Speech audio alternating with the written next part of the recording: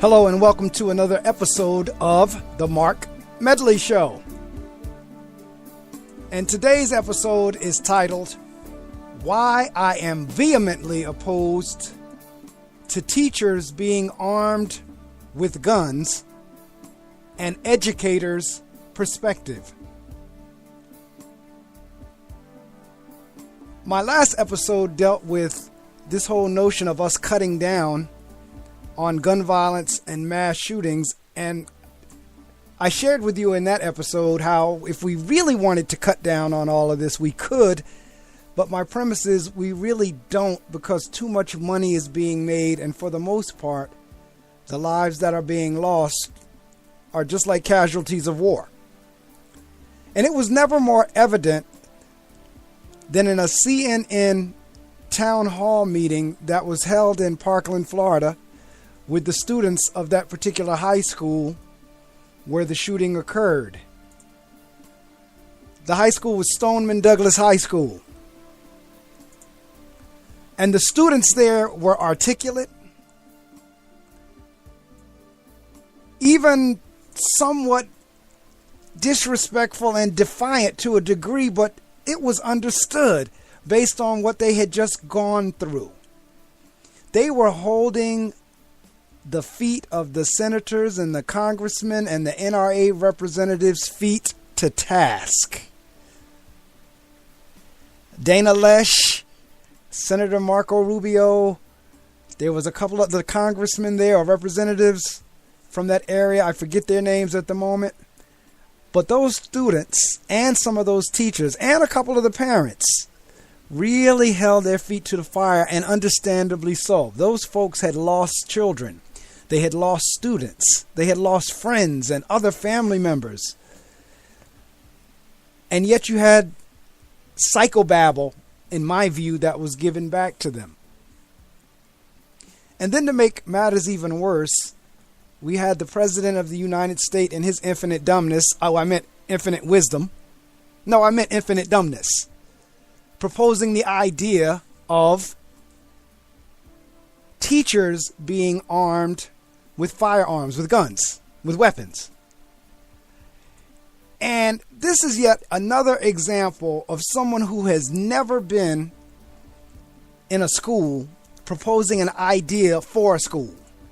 Now, our president, I'm making the assumption that he's been in a school, that he went to school. I don't know what he did while he was there as a student, but it is very clear based on his recommendation or his suggestion or his proposal to arm teachers with guns that he is clueless as to what happens on a day-to-day basis within a school campus. Now, I get it from the standpoint of the thinking, and it's shallow, that if someone in the building has a gun, then whoever comes in the building with a gun, you'll be able to defend yourself against them. That's a shallow way of thinking, and it just doesn't work that way. And the likelihood of a school having a shooter in the building is less likely than now if teachers have guns in the building, an accident occurring, or an intentional event or act occurring because the gun was on the premise. Let me explain what I'm talking about. And there has been a lot of shootings already. This is only the end of February, the second month of 2018. 2/12 of the year has just about gone by, and yet we've had 18 school shootings already. 18 school shootings within a 2-month window. Yes, that is a lot. However, if we were to do what the president proposes, we would have a lot more people injured and dead than what we even have with these 18 shootings so far. And I'll tell you where I'm going with this. I said it a couple of minutes ago in terms of the likelihood of a shooter getting into the building versus now if teachers are armed with a gun of something happening, an accident or an intentional act for that matter. Because this is the thing, once you now have a weapon on the premise, emotions run high, anger kicks in, and now you have this weapon. Now a teacher, and this is far-fetched, maybe not. Now a parent has come up in the school riled up. or a student has gotten unruly or disrespectful or loud, or looks as if he or she may be coming toward the teacher. Now, this is the teacher with the gun, with a knee-jerk reaction, responding emotionally or angry. Now grab that weapon and take down that parent or that student, or for that matter, fellow colleague or the principal. The chances of that happening is a lot higher because now the weapon was on the premise. That's the same premise I have even with having guns in a household.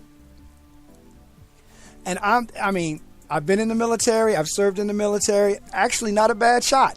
I've always hit my targets. I've gone to the firing range a couple of times just for the fun of it. Did well with my targets. But the truth of the matter is, once a weapon is on the campus or a weapon is accessible, when emotions run high, when anger kicks in, things happen so quickly you don't even realize they've happened. Now that gun is there, you're angry, you've grabbed it and pulled the trigger so quickly you don't even realize you've done it. And now someone is dead, you're going off to jail, all because that gun was within reach. Had the gun not been within reach, the accident or the death or whatever, or the shooting would not have occurred. You see, I'm tired of that tired old cliche, guns don't kill people, people kill people. Well, let's take that a step further. Let's look at it a little bit more logically. If the person did not have a gun to begin with, that person would not be able to kill that person with a gun. So that nonsense of guns don't kill people, people kill people, well, that's one less weapon that a person would have to kill another person. Now, that's not to say if somebody wanted to kill somebody, they wouldn't find a way to do it, because they could hit somebody with a blunt object, they can stab somebody with a sharp object, they could push them downstairs or make their head hit the concrete. There's a lot of ways to kill somebody other than just a gun. I get that. But the gun has that accessibility and that ease, and it can travel distance. So if you have now a pistol or a gun or a rifle, and now whoever you're aiming for is at a distance and you're a pretty good shot, you have a better chance at killing that person than you do if you had to try to stab them or hit them with the blunt object if they're trying to get away. And this whole notion of, well, I have to have a gun because I hunt. Well, it doesn't take an assault weapon to go hunting. It doesn't take all that to take down a deer. It doesn't take all that to take down a rabbit. It doesn't take all that to take down a squirrel or a bird or whatever it is that you're hunting. Quail. It doesn't take all that to take that down. These are assault weapons. These are military style weapons that are made for wartime. Whenever you're in combat, that folks are getting a hold of and using on everyday civilians in settings such as a school or a movie theater. I shared in the last podcast this whole notion of we could stop this at the root. And I get it. I'm going to say it again. We're a capitalist society. So we can necessarily demand or require a company to stop making something. But I tell you what, if the demand goes away, the supplier will stop supplying because money is not being made. So I'm going to give the example I gave in my last episode again, because most bodegas that I step into, somewhere around the cashier, there's a little plastic pistol in a plastic bag that cost about $1.50, that when the kids go into the store, they lose their minds bugging their parents to purchase that little toy for them. Now, that's a toy gun that looks very realistic. So the mindset now of the child is, bang, bang, you're dead. And again, between video games and these toy guns, simulation and reality has merged. So now whenever this same child grows up and get a real gun and decides to fire upon somebody, whether they're mentally stable or not, the thinking in their mind is this person's going to get back up like in the simulation or the video game. So we need to stop that at the root in terms of perpetuating dangerous video games such as Grand Theft Auto and the military games, the video games. If we were to stop buying those, the demand would go away and the supplier would stop making them, not because they were told to, but because they were not selling, because money was not being made. Because at the end of the day, money is at the root of everything. It's not about human life. No one, be honest with you, really cares about human life. The bottom line is how much profit and money is being made. So if we really wanted to stop it, we would go all the way back to childhood days of cap guns, water pistols, the little $1.50, $2 gun that's hanging up in the bodegas and the Walmarts and the Targets and the whatever the case may be. If all of those would get together and start pushing back on the manufacturers of these toys and video games, that would stop. The next thing you have is the issue of all the illegal guns or the black market guns that are on the street. Now, this is the thing. At some point, every black market or illegal gun was legal. And what I mean by that is it had to be manufactured. At the manufacturing stage, it was legal. A legal company made it and put it out there. Somewhere along the way, the gun now became illegal. Either it was stolen, or it was taken, or it was made for bad use. Counterfeit company, maybe. And if that's the case, then at that point, at the time of its creation, it would be illegal. But there are a lot of black market and illegal guns out there in the street. But as I said, at some point they were legal. So if they were not made legally, they could not be on the street illegally. I was really proud of those students. I thought they were a little cocky. I thought they were a little arrogant. I thought they were a little defiant. They really, to a degree, was disrespectful in their tone and their body language toward the senator and even to the NRA Representative Dana Loesch. Even they were, but she was no better in the way she responded. Dana was no less, she was just as arrogant and just as cocky in her response to them. She really was. If you watched it, I encourage you, because CNN has published it. It is on YouTube or somewhere that you can see the whole town hall in its entirety. And I encourage you to do so. And I encourage you to look at how the students postured themselves, because again, this happened in their school. They watched their classmates gunned down. The teachers watched their students gunned down. Parents had to receive calls of their students, of their children rather, not coming home because they've been gunned down. So I can understand their moxie when they got in this town hall.